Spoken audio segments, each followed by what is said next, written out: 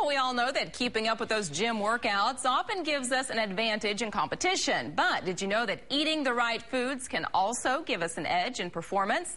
With us this morning to go over performance-enhancing foods is our fitness expert, Wes Cole. Good morning. Good morning. All right, we're going to be talking about foods that boost our athletic performance. Absolutely. Work out real hard in the gym, but what you do in the kitchen can help you get first place. We're going to go over. All right, the first one is protein.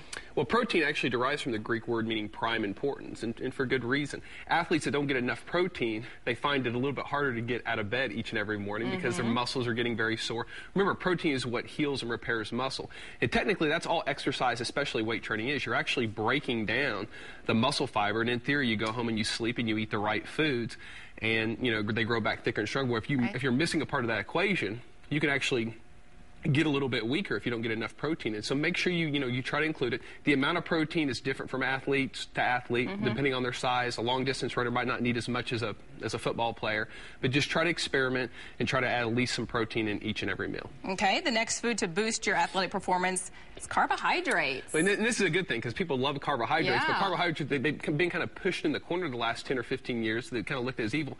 I know it's kind of complicated, but oftentimes weight loss and athletic performance are two different things. If a client came to me and wanted to lose a lot of weight, I would kind of really watch their carbohydrate consumption. But if you're really working out a lot, you have a Tulsa run coming up or something, you need to really do your carbohydrates. Even Dr. Atkins himself said in his very first published book that athletes need carbohydrates. It's really important to remember. So, if a race is coming up or if performance is coming up, multiple studies have shown when you reduce carbohydrate consumption, you decrease performance all across the board. So make sure it's a good excuse to wake up and have some oatmeal or well, you always hear like people who are doing the Tulsa run or doing these big runs, they always have this big pasta dinner the night before. Absolutely, and it's very important. They're building up their glycogen loads. Even Gatorade, something I normally wouldn't suggest for athletes, like glucose sugar, that instant energy. Because remember, you can't break down fat quick enough for energy if you're really working hard. So. Okay, and the final one is supplements. Well, supplements, I'm not a huge advocate on taking a lot of them, but there's a couple of them that are really worth talking about. Beth, come on out here. A good one is just basically a good high-quality whey protein powder. This is an egg and whey protein powder. It's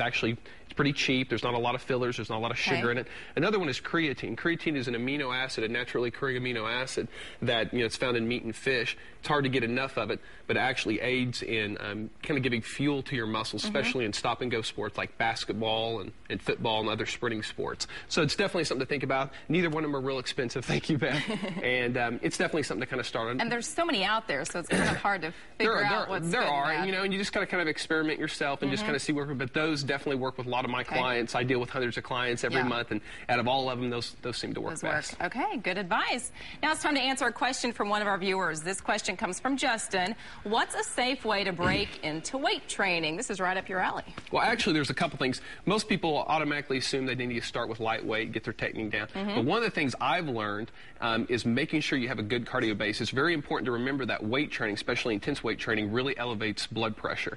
And so you need to make sure that your heart is is really good in shape. I don't care what a person looks like. If they come to me, I make sure I get them on a treadmill, make sure there's not any heart problems, because you might have some heart problems that you don't know of if you haven't worked out in 10 or 15 years. So make sure you have a good cardio base before you really start elevating that blood pressure and lifting real heavy, and start slow. Don't hurt yourself. All right.